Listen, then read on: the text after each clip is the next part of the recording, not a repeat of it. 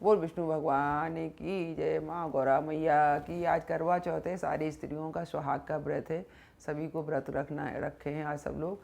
सब सुंदर सुंदर वस्त्र पहने, सजे, तैयार हुए। माँ पार्वती जी सबको अमर सुहाग देती हैं। गौरा मैया की पूजा करें अपना कलश रख के। और हम आपको करवा चौथ के व्रत की कथा भेज रहे हैं, तो आप लोग ध्यान से सुने और पढ़ें इसको। आपका सौभाग्य अटल रहे, मेरा आशीर्वाद है। सभी सुखी रहो, संपन्न रहो, सुहागवती रहो। बोल गौरा मैया की जय। करवा चौथ की कथा। एक साहूकार के 7 बेटे थे और एक बेटी थी, जो कि 7 भाइयों की लाडली बहन थी। 8 भाई बहन एक साथ बैठकर खाना खाते थे। कार्तिक की चौथ आने पर बहन ने करवा चौथ का व्रत रखा। तब 7 भाई खाना खाने आए तो उन्होंने बहन को भी खाने के लिए बुलाया। तो माँ बोली, आज इसका करवा चौथ का व्रत है और जब चांद निकलेगा तब यह अर्घ देकर ही खाना खाएगी। तब भाइयों ने जंगल में आग लगाकर छलनी में से चांद दिखा दिया। बहन भाइयों से बोली कि चलो अर्घ दे लो। चांद निकल आया। भाभी बोली कि तेरा चांद निकला है, हमारा चांद तो रात को निकलेगा। बहन चांद को अर्घ देकर भाइयों के साथ खाना खाने बैठ गई। पहला टुकड़ा तोड़ा, बाल निकला। दूसरा टुकड़ा तोड़ा, छींक मारी। तीसरा टुकड़ा तोड़ा, राजा के घर से बुलावा आया कि राजा का लड़का बीमार है, जल्दी भेजो। माँ ने लड़की के पहनने के कपड़े निकाले तो 3 बार बक्सा खोला, तीनों बार सफ़ेद कपड़े निकले। तब माँ ने वही कपड़े पहनाकर ससुराल भेज दिया। लड़की की साड़ी के पल्ले में एक सोने का सिक्का बांधकर माँ ने कहा कि रास्ते में जो भी मिले सबके पैर पड़ती जाना। जो तुझे सुहाग का आशीष देवे उसे ही यह सिक्का देकर अपने पल्ले में गांठ लगा लेना। रास्ते में किसी ने भी पैर पड़ने का सुहाग का की आशीष नहीं दी और सबने यही आशीष दी। ठंडी हो, सब्र करने वाली हो, 7 भाइयों की बहन हो, अपने भाइयों को सुख देने वाली हो। अब ससुराल के घर पहुंची तो दरवाजे पर छोटी ननंद खड़ी थी। बहन उसके पैर पड़ी तो ननंद बोली, सीली हो, सपूती हो, 7 बेटों की माँ हो, मेरे भाई को सुख देने वाली हो। ये आजीज सुनकर उसने सोने का सिक्का ननंद को दिया और अपने पल्ले में गांठ मार ली। अंदर गई तो सासू जी ने कहा कि ऊपर कोठरी है, वहाँ जाकर बैठ जा। जब वह ऊपर गई तो उसने अंदर जाकर देखा कि उसका पति मर चुका है। अब वह उसे लेकर उसी कोठरी में पड़ी रही और उसकी सेवा करती रही। उसकी सास दासियों के साथ बची कुची रोटी रोज भेज देती। इस प्रकार उसे अपने पति की सेवा करते करते 1 साल हो गया। करवा चौथ का व्रत आया। सारी पड़ोसनों ने नहा धोकर करवा चौथ का व्रत रखा। सबने सिर धोकर हाथों में मेहंदी लगाई, चूड़ियाँ पहनी, वह श्रृंगार किए। वह सब देखती रही। एक पड़ोसन बोली, तू भी करवा चौथ का व्रत कर ले। वह बोली, मैं कैसे करूं? तो पड़ोसन बोली, चौथ माता की कृपा से सब ठीक हो जाएगा। पड़ोसन ने के कहने से बहू ने भी व्रत रखा। थोड़ी देर के बाद करवे बेचने वाली आई। करवे ले लो भाइयों की प्यारी बहनों, करवे ले लो। दिन में चांद उगाने वाली करवे ले लो, ज़्यादा भूख लगने वाली करवे ले लो। बहू ने आवाज़ लगाई, ये करवे वाली, मेरे को करवे दे जा। करवे वाली वो कहने लगी, मेरी दूसरी बहन आएगी, वो तेरे को करवे देगी। दूसरी बहन आई, करवे ले लो भाइयों की प्यारी बहनों, करवे ले लो। दिन में चांद उगाने वाली करवे ले लो, ज़्यादा भूख लगने वाली करवे ले लो। बहू ने आवाज़ लगाई, ये करवे वाली, मेरे को भी करवा दे जा।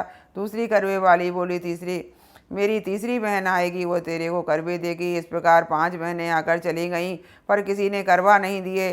फिर छठी बहन आई और बोली, मेरी 7वीं बहन आएगी, वह तुझे करवा देगी। तू सारे रास्ते में कांटे बिखेर कर रख देना, तब उसके पैर में कांटा चुभ जाएगा तो वह खूब चिल्लाती हुई आएगी। तब तू सुई लेकर बैठ जाना और उसका पैर पकड़कर मत छोड़ना और उसके पैर का कांटा निकाल देना। तब वो तुझे आशीर्वाद देगी तो तुम उसके करवे मांग लेना। तब वह तुझे करवे देकर जाएगी। तब तू उद्यापन करना, जिससे तेरा पति अच्छा हो जाएगा। अब उसने वैसा ही किया, सारे रास्ते में कांटे बिछा दिए। तब 7वीं बहन करवे लेकर आई तो पाँव में कांटे चुभने के दर्द से खूब चिल्लाती हुई आई तो उसने उसका पैर पकड़कर छोड़ा नहीं और उसका कांटा निकाल दिया। जब उसने आशीर्वाद दिया तब बहू ने उसके पैर पकड़ लिए और बोली कि जब तूने मुझे आशीर्वाद दिया है तो करवे भी देकर जाएंगे। जब करवे भी देकर जाएंगे।